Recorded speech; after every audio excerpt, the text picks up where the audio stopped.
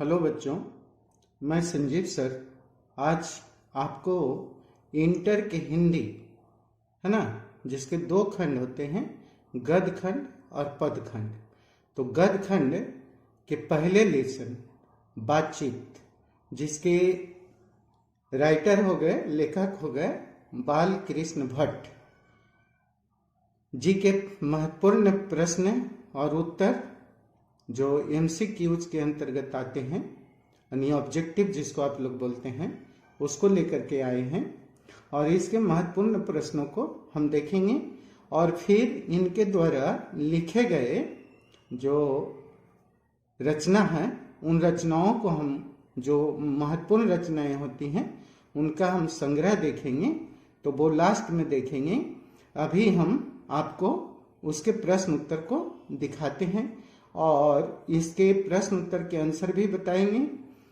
और साथ साथ आप उन महत्वपूर्ण रचनाओं को अगर याद कर लीजिएगा तो समझिए कि आपके बोर्ड परीक्षा जो इंटर का होगा उसमें आप अच्छे मार्क्स ला सकते हैं। तो चलिए, आज का जो हमारा पहला प्रश्न है कि बातचीत शीर्षक निबंध के निबंधकार, यानी रचनाकार या निबंधकार या लेखक का नाम। ए में ऑप्शन है बालकृष्ण भट्ट, दिनकर, जिनका पूरा नाम रामधारी सिंह दिनकर है, चंद्रधर शर्मा गुलेरी, या डी कोई नहीं। तो चलिए, पहले का आंसर ए होगा। बालकृष्ण भट्ट का जन्म कब हुआ? ए आपको बताना है। 23 जून 1843, 23 जून 1844, 23 जून 1845। तो दूसरा का जो सही आंसर होगा वो होगा 23 जून 1844। बालकृष्ण भट्ट का निधन यानी मृत्यु कब हुआ? यह हुई 20 जुलाई 1912, 20 जुलाई 1913, 20 जुलाई 1914, और डी कोई नहीं। तो तीसरा का जो सही आंसर होगा 20 जुलाई 1914 को मृत्यु हो गई। बालकृष्ण भट्ट का निवास स्थान कहाँ था? समस्तीपुर बिहार, पटना बिहार, इलाहाबाद उत्तर प्रदेश। तो बच्चों, डी में ऑप्शन कोई नहीं, तो सही आंसर सी होगा चौथे प्रश्न का। पांचवें प्रश्न में है आपके, बालकृष्ण भट्ट ने कुल कितने निबंध लिखे? लगभग में बताना है। 1000, 1001, 1002, 1003। तो 5 का जो सही आंसर होगा बच्चों वो होगा ए। नेक्स्ट है प्रश्न संख्या 6। बालकृष्ण भट्ट के प्रहसन का नाम बताइए, है ना। जैसा काम वैसा परिणाम, नई रोशनी का 20, आचार विडंबन, यह सभी 6 का। तो इन्होंने जो प्रहसन किया वो सभी का, यानी इन सब का। हिंदी प्रदीप, यह प्रदीप कितने वर्षों तक प्रकाशित हुआ? 31 वर्षों तक, 32 वर्षों तक, 33 वर्षों तक, 34 वर्षों तक। तो सही आंसर 7 का होगा। 33 वर्ष तक हिंदी प्रदीप का प्रकाशन हुआ। बालकृष्ण भट्ट किस युग के कवि हैं? भारतेंदु युग के, द्विवेदी युग के, छायावादी युग के। सही आंसर कौन सा होगा 8 का? तो 8 का होगा ए, भारतेंदु युग के ये थे। बालकृष्ण भट्ट क्या थे?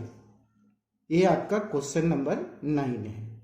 पत्रकार थे, निबंधकार थे, आलोचनाकार थे, या फिर सभी थे?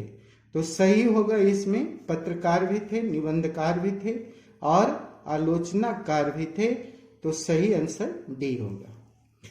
चमनिस्तान का अर्थ आपको बताना है।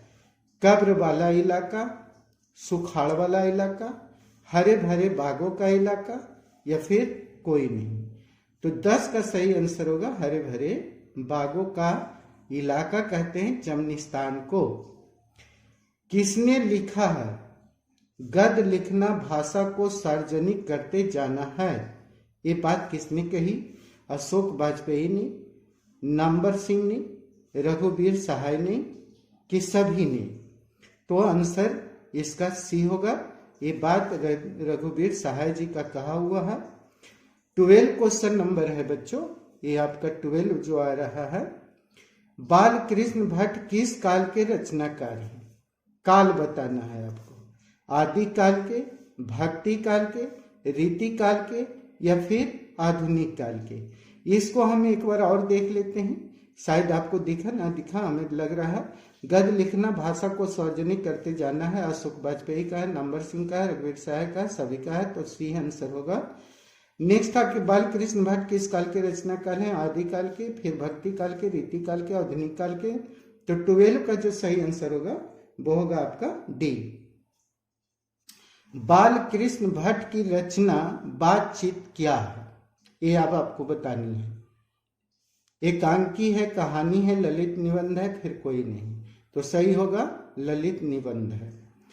दमयंती स्वयंवर किस लेखक की रचना है? मलयज की, भगत सिंह की, बालकृष्ण भट्ट की। तो 14 का और डी कोई नहीं। तो सही होगा इसमें 14 का जो सही आंसर होगा वो होगा सी। बातचीत के माध्यम से बालकृष्ण भट्ट क्या बतलाना चाहते हैं? बातचीत की शैली को बतलाना चाहते हैं, भाषण की शैली को बतलाना चाहते हैं, संवाद की शैली को, या सभी। तो बातचीत के माध्यम से बालकृष्ण भट्ट बातचीत की शैली, कैसे बात करनी है किसी से, क्या बोलना है क्या नहीं बोलना है, इस पे इनका ये बातचीत कहानी लिखी गई है जो ललित निबंध के रूप में है। ये आपका बच्चों 15 प्रश्न था। अब हम 16वें को लेते हैं।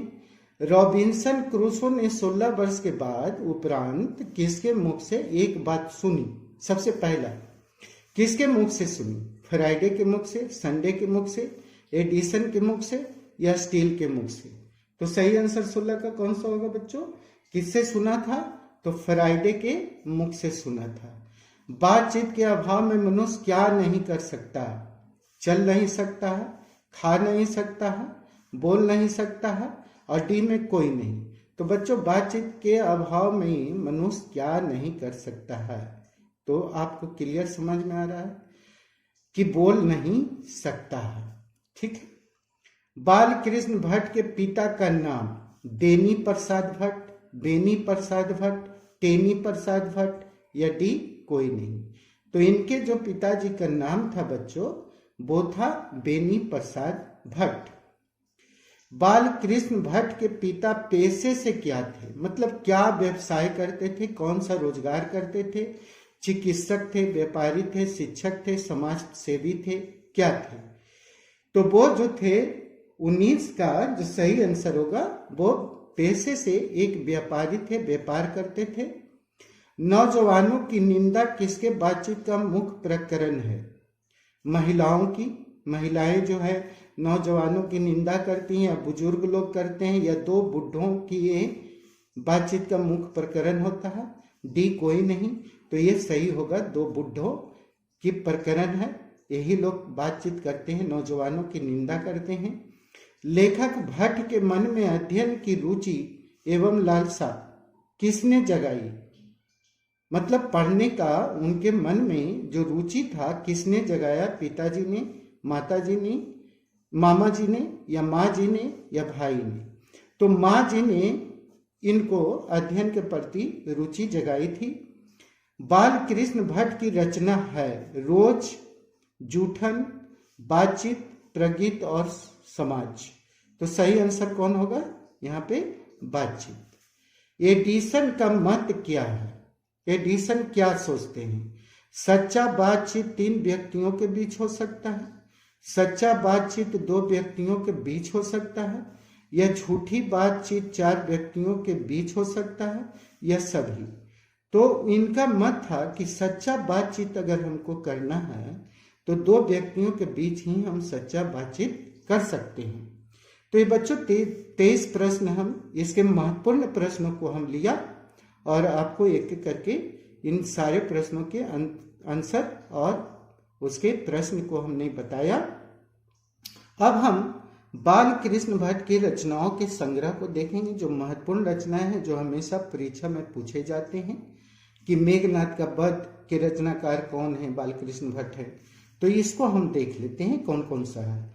मेघनाद वध है, भारतवर्ष और कली है, दो दूरदेशी है तीसरा में, चौथा में एक रोगी और वैध है, पांचवा में सीता का वनवास है, पद्मावती है छठा में, सतमा में चंद्रसेन है, आठवां में शिशुपाल वध इन्होंने लिखा, और नौमा में बिरहन लल्ला या बिरहन ला को लिखा, और पतित पंचम दसवां है इनका, और 11वां है नई रोशनी का 20, है ना, जो हम उधर देखे प्रहसन के नाम से। तो ये बच्चों उनके 11 महत्वपूर्ण रचनाओं का संग्रह हमने आपको बताया, और आज का जो हमारा टॉपिक है यहाँ खत्म होता है, समाप्त होता है। बच्चों आपने वीडियो देखा, अच्छा लगा, लाइक कीजिए, शेयर कीजिए, सब्सक्राइब कीजिए। चैनल को नए हैं तो, पुराने हैं तो दोस्तों में शेयर कीजिए, हमारा मोटिवेशन कीजिए। ये आपका फर्ज है, दायित्व है, हमारा दायित्व है। हम आपको नए नए वीडियो आपको देते रहेंगे, ये हमारा दायित्व है, आपका दायित्व है हमें उत्साहित प्रोत्साहित करना। ये आपका फर्ज है, ये आपकी रिस्पॉन्सिबिलिटीज है, आप इसे कीजिए और परीक्षा में अभी से जुड़ जाइए, तैयारी कीजिए। ये हमारा निर्देश है आपके लिए, और हम इसके अगले वीडियो आपको देंगे, जरूर देंगे। तब तक आप इस वीडियो को देखें, इसे याद करें और तैयारी करें। वीडियो देखने के लिए thanks. Have a nice day.